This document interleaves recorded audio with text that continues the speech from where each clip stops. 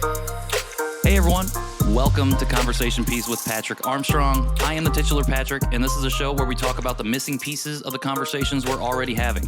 Special shout out to all our returning listeners, and a high five and hello to everyone joining us for the very first time. Thank you so much. My guest today is a doctoral student at Teachers College, Columbia University, an adjunct professor at Hunter College, and assistant manager at Brooklyn Poets. An educator, poet, spoken word artist, and activist, he writes poems about grief, liberation, emancipation, reflection through the lens of a teacher of color and experiencing Black boy joy. It is my honor and privilege to welcome my friend Darius Phelps to the show. Darius, thank you so much for joining me. No, of course, man. Thank you for having me. It's truly a blessing to be here, so thanks. I appreciate it. Absolutely. For the audience, a little context. I talked about it 2 episodes ago on our first episode of July, but you and I connected. I said on Instagram, but that might have been LinkedIn. Was it Instagram or LinkedIn? Do you remember? It's a good question. I was thinking about that earlier, too, because I figured you were going to ask or mention it. It's funny you mentioned that. I feel like most of my, people become good close friends that I meet via social media. I forget how we meet, which I don't know if that's a good or a bad thing. I feel like it may have been Instagram and then maybe LinkedIn. I don't know. I'm not active on LinkedIn, so I don't want to give LinkedIn that credit. Okay, that makes sense. Yeah, so maybe I feel like maybe it was probably Instagram. Okay. Well, regardless, we started to engage with each other's content, had some really good conversations, had a couple calls where we had some really good conversation as well. And then when I was in New York at the beginning of May, we actually got to meet in person finally for the first time and had one of my favorite conversations that I've ever had meeting someone in person for the very first time. It was everything that we had talked about and more, and kind of what we were going to talk about today a little bit, where it's just 2 dudes getting vulnerable, being open with each other. And I was super emotional, which is par for the course for me. So really excited to be able to have you on the show today. And just want to thank you again for the privilege of your time and your energy and your wisdom as we dive into this conversation today. So I know I introduced you just a little bit, but for anybody who might be listening who doesn't know who you are, do you mind sharing a little bit more about yourself? Yeah, of course. I don't mind. This is where it gets a little awkward. I think I would be used to doing this by now. But I was how do I describe myself to other people? I say, first off, I would just say I'm a poet. I think that's been a long time coming to me identifying with that. So I would say if I were to die today, what I want to be known as, I would say out of everything, I'm a poet, I'm an educator, and I'm just a big ball of emotions, I would say, but in a good way, not in a bad way. Right. I feel like, that'll lead to our topic later, but I feel like I don't know, I've been told by one of my friends, she was like, I would call you a Renaissance man. So maybe I'll start owning that title too. I'm a doctoral student at Teachers College, like you said. I was an early childhood educator for about 13 years. Recently just started adjuncting as I'm finishing up my PhD.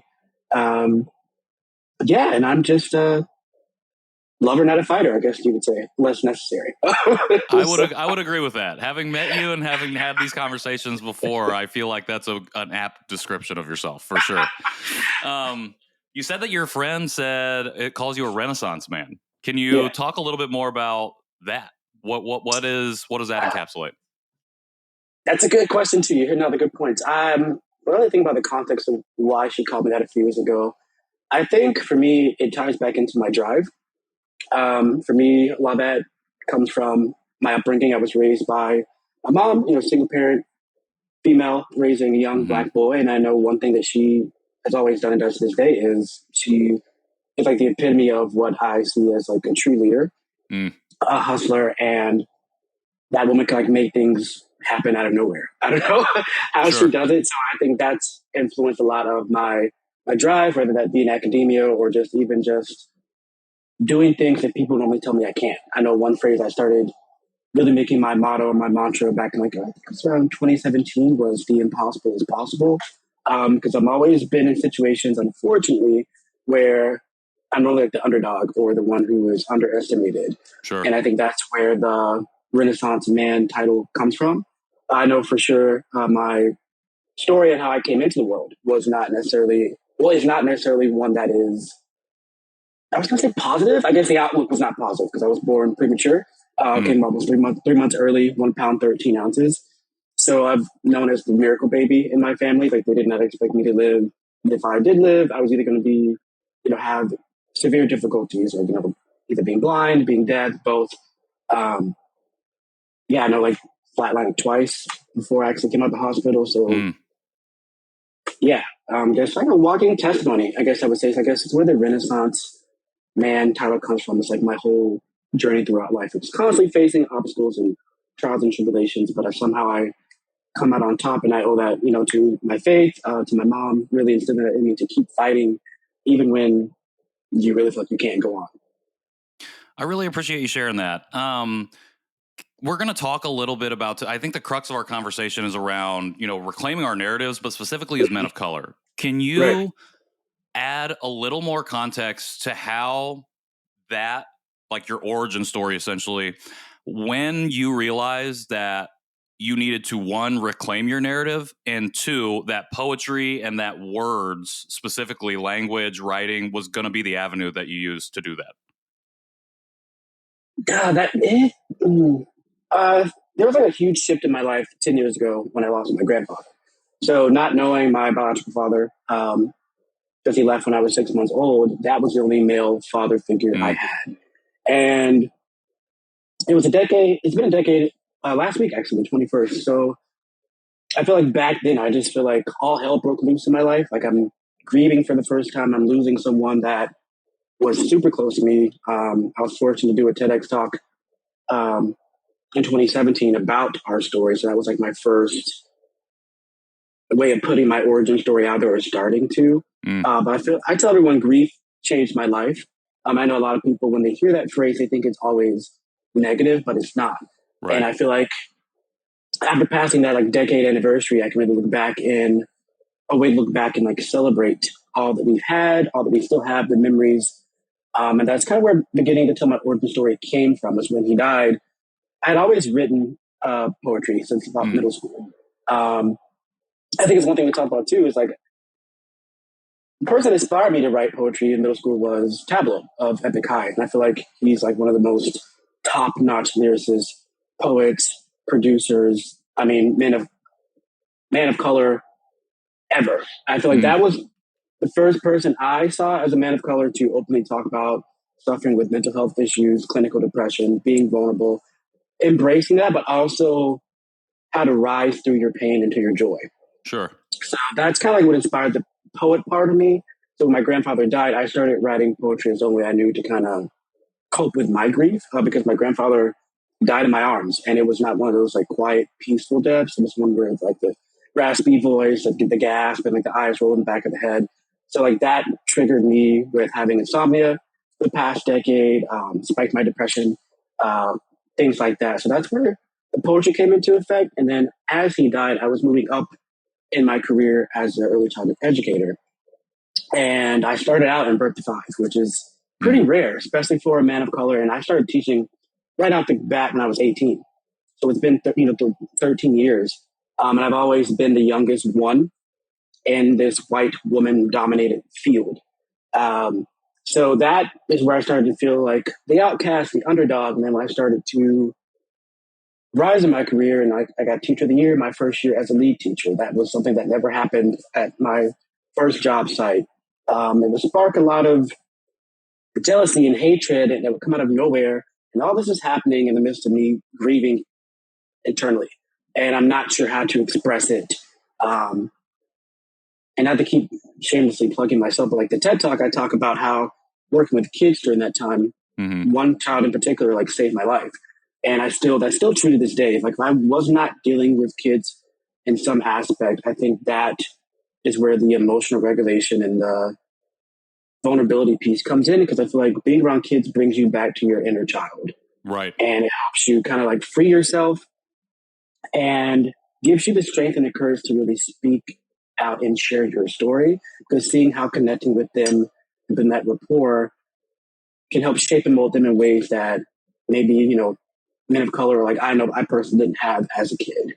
Sure. Having someone be that open and honest. The only person that would do that with me was my grandfather, but he didn't do that with everyone else. We Right. just had this like, very intimate connection. And I feel like with all this kind of happening at one time, as I started to heal, I was like, okay, now that I know the power of telling my narrative, how can I use that to pay it forward to inspire others? Because as you know, the statistics show we're the ones who are dying, killing each other, and we're always known as the angry colored men or the Right. angry, and Yep. it's just like, it doesn't matter where you come from, what your diaspora is, we're always fueled in anger. There's never talks about how we can just channel that rage into something positive. Right. Or first off, even addressing why the hell we're angry in the first place. Right. And so that's where I started using poetry as an outlet. And I'm not gonna lie, a lot of my poetry is dark as hell. Like I read that stuff and I'm just like, yeah, I should probably go schedule an appointment with my therapist. Sure. But I feel like even just owning that and acknowledging that, yeah, there is rage inside me, there is anger, there's emotional abandonment, there's trauma. But how can I use, first off, how can I, one, address that? So it's not manifesting in negative ways. Mm-hmm. So it's not hurting other people. How can I first start within myself, heal myself? And that's where I started really, as I started writing more, I was like, okay, excavation leads to emancipation. Because as you I love that. excavate these feelings, no matter what they are, it's like, I mean, I'm a Scorpio, so my Phoenix is my sign anyway.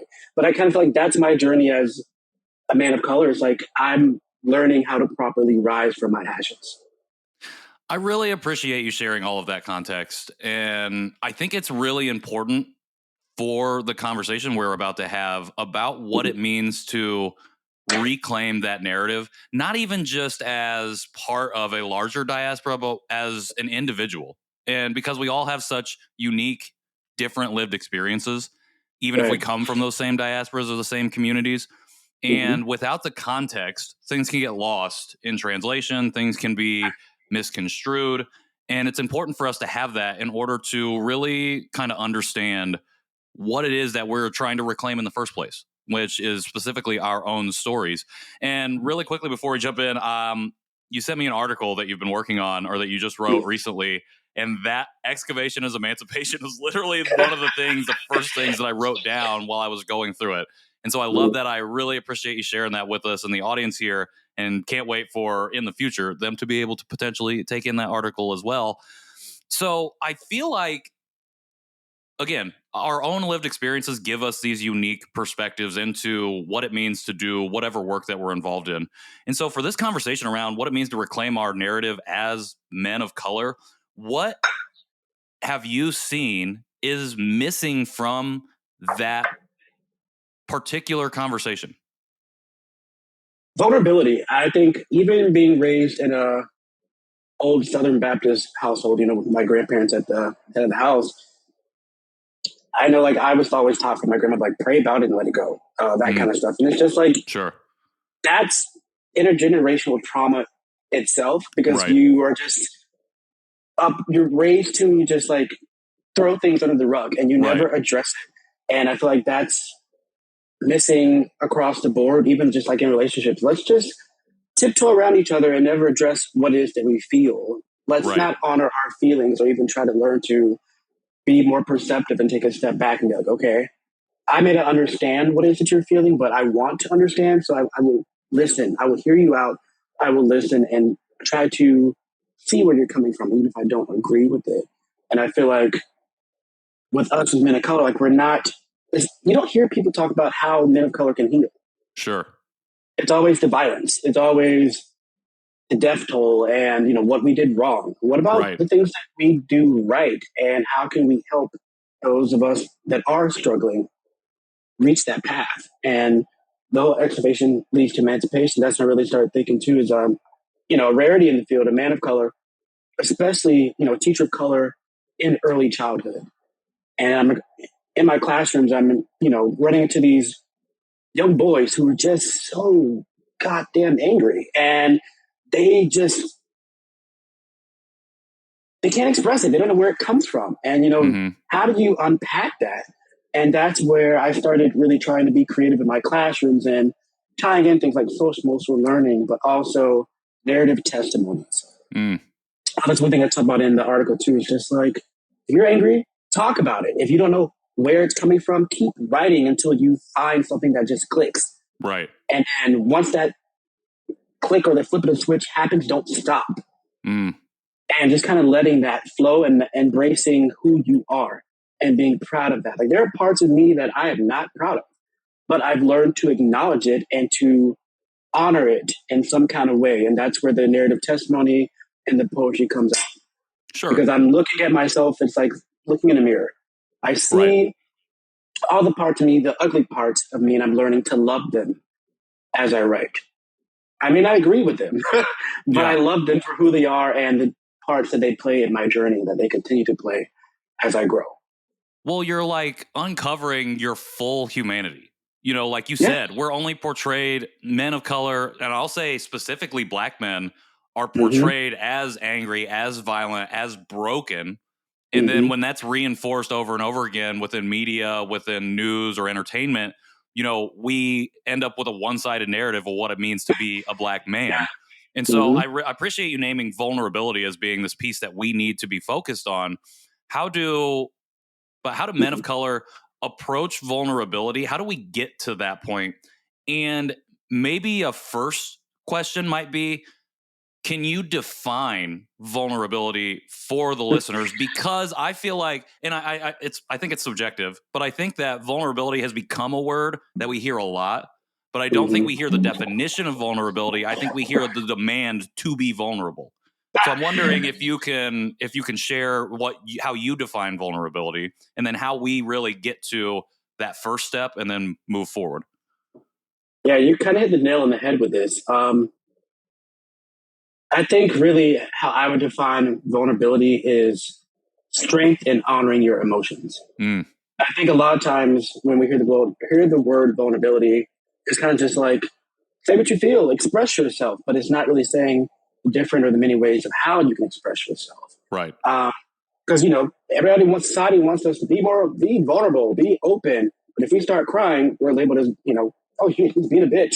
It's Right. just like so. You want us to be vulnerable. I say strengthen honoring your emotions, whether that is crying profusely, Sure. whether that is learning how to meditate, whether that's finding some kind of freedom of expression.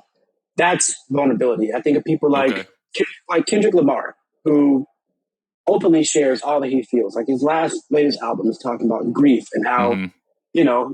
he opens up with like chanting, "I was going through something," like expressing that and saying, openly admitting, "I'm going through something. I'm struggling. I'm hurting. I need help."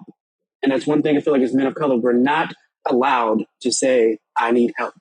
And if we do say we need help, it's at a point to where we're automatically chastised and viewed as too far gone.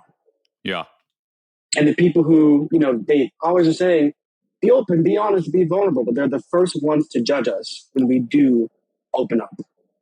So I think really that vulnerability piece is strength in honoring those emotions and really just being non-judgmental when someone shares their truth. Because their Sure. truth, it goes back into the ugly truth. There's Right. nothing about being vulnerable that's pretty.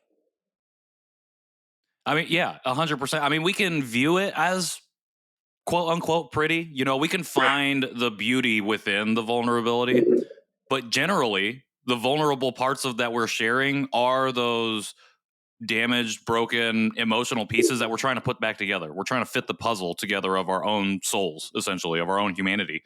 Right. Um, how do so you talked about like once you start trying to find that, don't stop until you do, and then when you do find it, don't stop then. Can you share maybe a piece of advice or an example of how you even get to the starting line of I'm going to start writing and trying to uncover that? I think it's sitting with yourself. I think a lot of times, we're not taught to sit with our emotions and really reflect. That's something that we're not really taught how to do. One thing I've been studying lately is Buddhism. Like, how can meditation and reflection and healing your inner child, where does that come from? And it comes with sitting with yourself. It's literally like looking at yourself in a mirror Mm-hmm. and being willing to stare yourself in the eyes and be like, what is this showing me? What am I showing myself? What are the damaged pieces of myself? And it's not just saying, oh, it needs to be healed. It's just really looking at it and picking up like a puzzle piece and seeing all the ragged, jagged pieces Right. and honoring that. And I feel like that is a starting point. And then eventually, as you appreciate your broken pieces, you can get to the joy.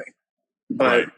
one thing I've been really thinking about too is like to grieve is to unearth joy, because you have to really get through that rebirth process. And it's not easy, but it starts with yourself. And sometimes Right. it's not going to be your inner circle that is the one that forced you to do it. It's sometimes all those people have to disappear and you're left Sure. by yourself.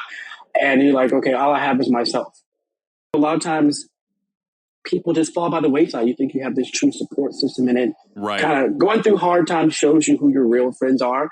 And Right. sometimes the cold, hard, ugly truth is that it's motherfucking nobody.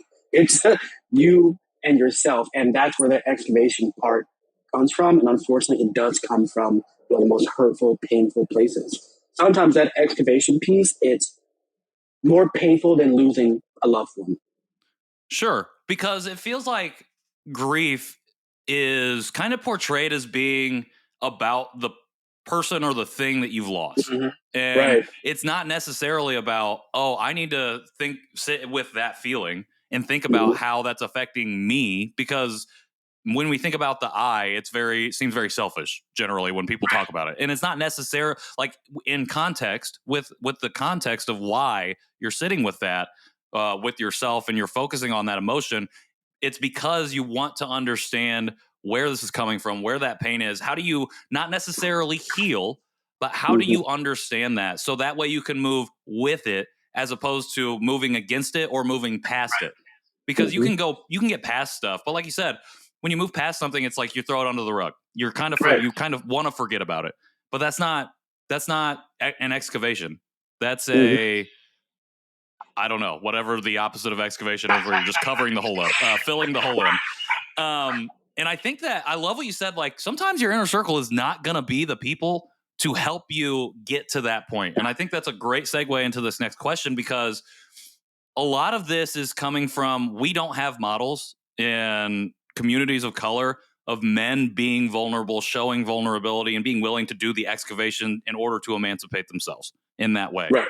And so, like, we as this next generation and the generation, and not to say that we are the ones that started this, but are building on the folks who have been doing that. We have to continue to model what that looks like for the generations that follow us. Mm-hmm. For people that are operating outside of our communities, how do they support us and address this piece of vulnerability when we are trying to express that? You talked a little bit earlier about how when we try to express vulnerability, people are like, oh, well, you're just being a bitch, or you're like, you're overly emotional. I got that all the time. You're too Mm-hmm. emotional. You're too sensitive. You need to take Yeah. it easier. Like, how do those folks start to not be so judgmental and help us and support us as we go through this process of expressing vulnerability? It's tough. It's tough. Something I've pondered myself. You know, my mom was one of my biggest supporters, but even just I was thinking about literally maybe yesterday I was saying, yeah, I cried, and she's like, stop doing that. Be a man. And she's like, you're gonna give yourself a heart attack. And I was just like, you get where it's coming from, the genuine Right. part, but it's also kind of just like, yeah, that still hurts me as someone who is I put on that brave front, but I'm just like a chocolate chip cookie. I'm just crumbling on the inside, and it's just like, how do you get everyone else to see that? And I think it's like the ripple effect. Hopefully, by one or two people just being that open and honest and being perceptive, because you can be open and honest, but also be a little bit too blunt. Sure. So you want to make sure when you're sharing your vulnerability or speaking your truths, it's not coming from a place to where it's just like, here's what I feel. It's how are my words and my actions going to affect other people too. But I'm also at that middle ground where I'm speaking my truth, but I'm also not going to rip you apart either, because if roles were reversed, I'd be the one in tears. Right. So I feel like by people learning to be more non-judgmental, but also being vulnerable themselves, but not too vulnerable, because you also don't want to give people too much of yourself too quickly. Sure. That goes back to the inner circle. Oh, he's telling me all his stuff, and now I know how to play it against him.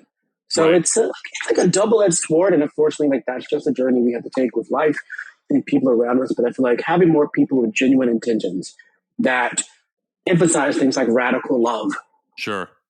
and as more people shine and they walk in their truths authentically, especially when it's rooted in love, I feel like that kind of like breaks down the walls of hatred and judgment.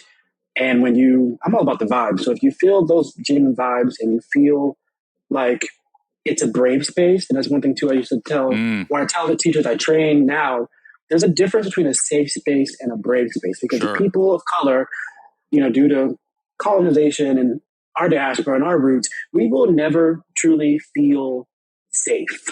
Right.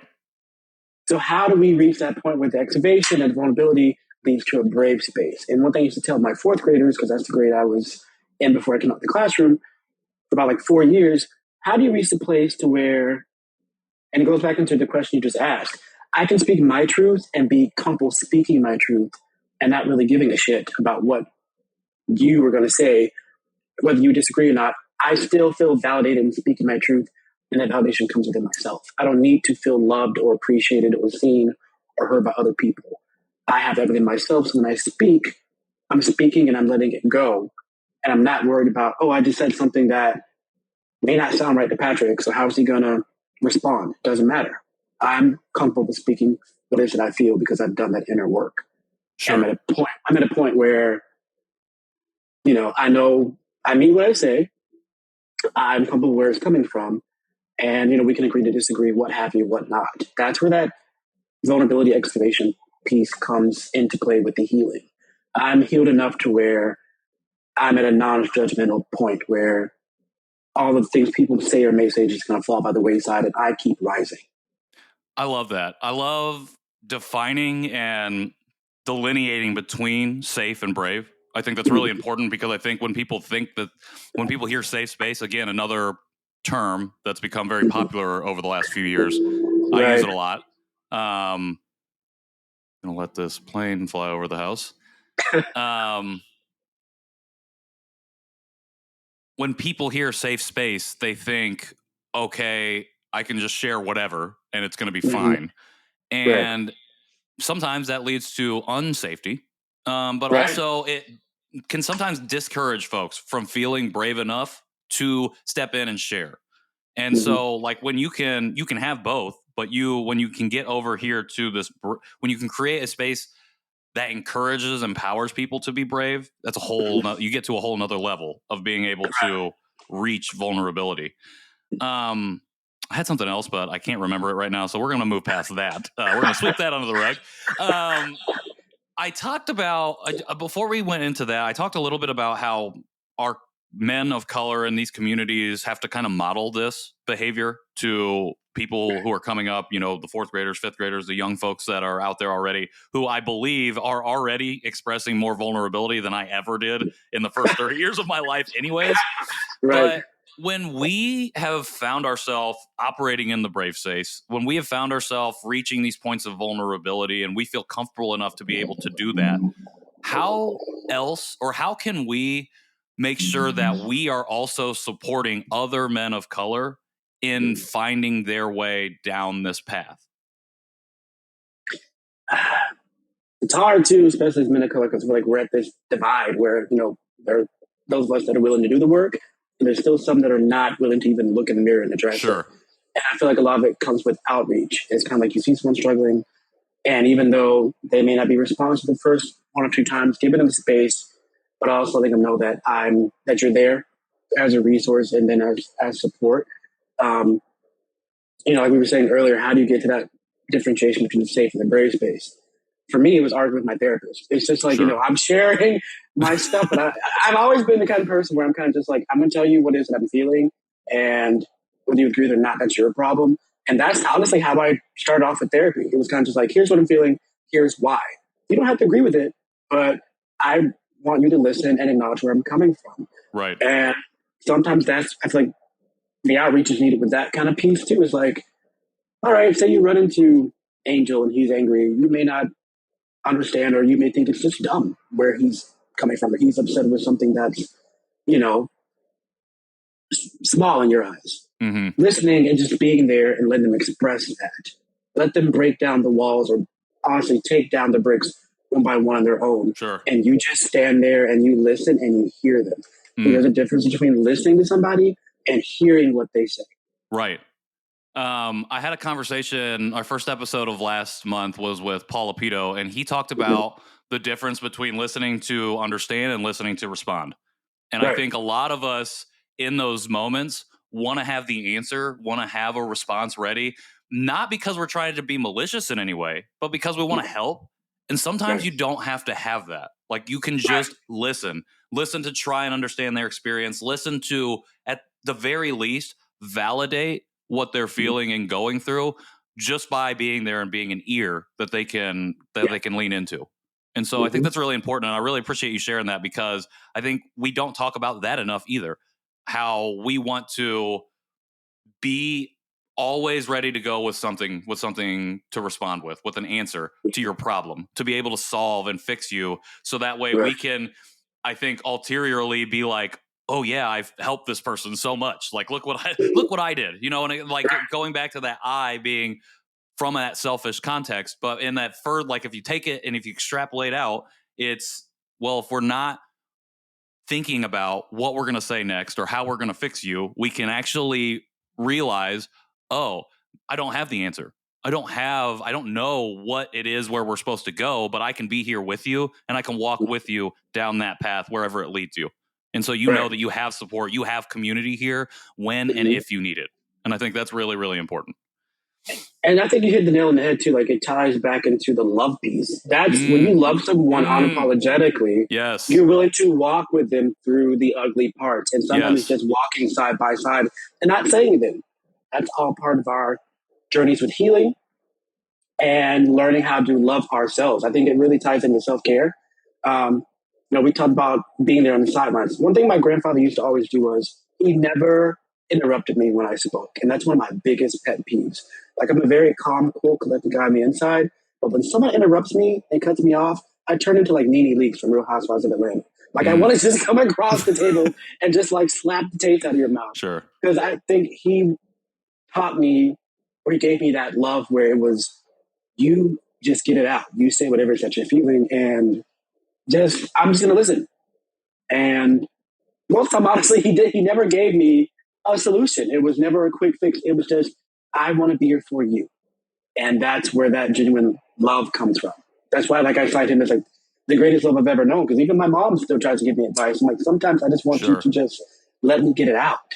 Yeah, I'm similar in the way that if I'm trying to speak and somebody's like not interjecting with just like like like just like oh acknowledging what I'm saying, but like trying to get their sentence in and start their response, I'm like, hold up, I'm like I am not done.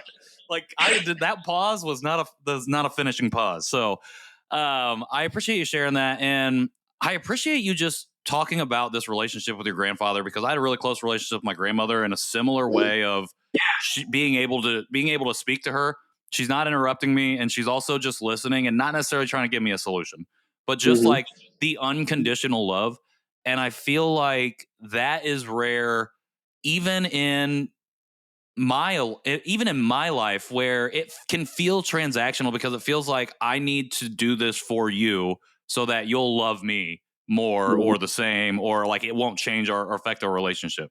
And at the end of the day, that's not the case. It only is that case because I put that pressure on myself and then on the relationship itself to like be sustained by these transactions of love when at the end of the day it's not based on the transaction but it should be based on the love itself. And so I Mm-hmm. really appreciate you talking about that because I think that's a big takeaway just for me in this conversation right now is just thinking more about and being more mindful of the way that those play out and the way that I want to navigate that journey with the people that are closest in my life. So I Mm-hmm. appreciate that. Yeah. Um, you are already an educator and you've done a lot of knowledge dropping today here in this conversation in a very short time. And that's one of the reasons I love this show so much is because I get a chance to learn from my friends, from other folks who do different things that I've never even thought about doing. And it gives me a chance to, again, become a better person to find and uncover more of my own humanity. So that way I can operate and navigate in the community the way that I would hope that I would want to. And so that's a lot for you to do and a lot for you to teach and impart on other people. Who are you learning from right now?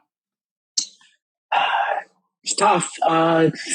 It's going to sound semi shady, but not many people. Not many That's people. okay. honestly, but the people that I do, like I keep, we talk about this. I keep my circle pretty small, pretty tight, Right. and I think I want, we're in our 30s, and that's been a big switch for me. It's just like, okay, Sure. I don't need friends. I don't need 20, 30 people that, know my business or know what I'm doing. I have Right. like 3 or 4 people that I really fuck with. And I think when I think about people who share their truths, but do it in a way that's open, honest, authentic, and that inspire me, there's not many people, especially males. And I think that Sure. leads to our conversation, having more people. But when I think of people who push me just across the board, whether that is addressing the ugly parts or even just inspiring me to look within. I think when it comes to my close circle, I have a really good friend, Kyle Liang, who we have these conversations all the time. Mm, We talk all the time. We may not see each other all the time, but our conversations are similar to like what you and I are talking about right now. We're both sure. poets. So I think that's the beauty of it. But if I were to think for like a bigger scale, it would be Bing Chen of Gold House. I think Yeah. he's one of the rarities, just in men in general, who just openly shares their truth and does it in a way that's beautiful and authentic to himself, where you can see that he's done the work, that he loves himself, and it has a ripple effect to the empire that he's built and is still building. That is someone I think who truly inspires me.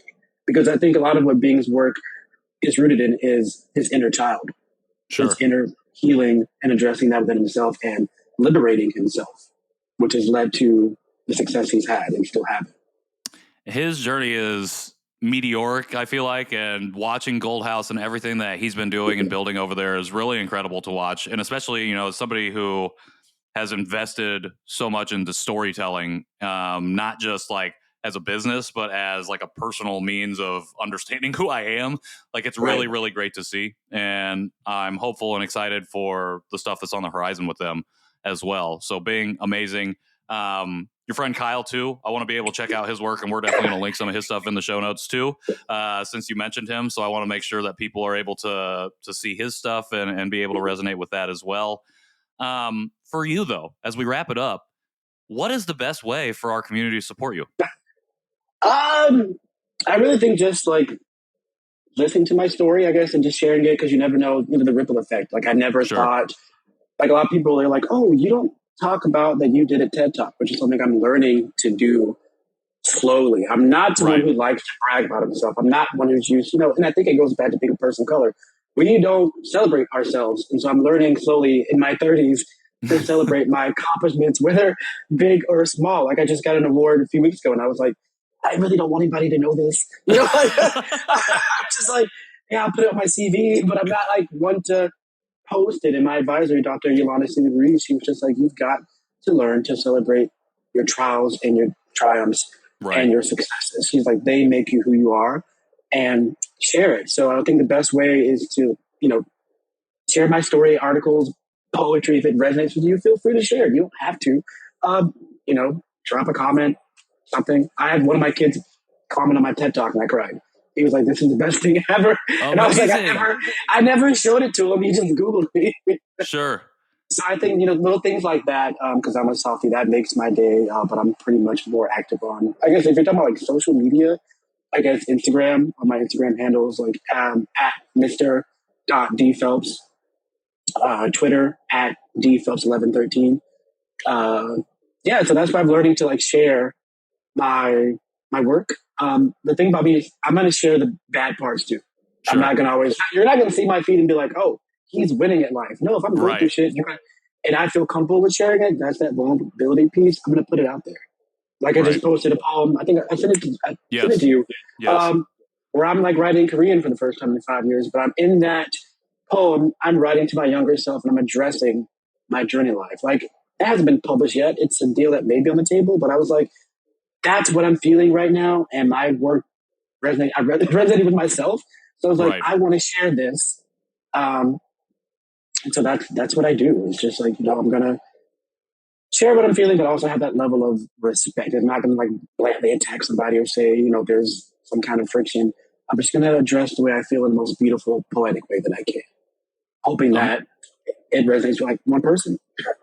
Amazing. And we're going to link not only your social media handles in the show notes, we're going to link all of your work, including your TED Talk. I like that you've mentioned it multiple times because we got to get people to see it, and you got to keep talking about it more. And I agree with the teacher who told you that you have to celebrate your wins too, post about those, because I had a similar situation like 6 months ago where I've like started to receive stuff and I was like, I don't want to share about this.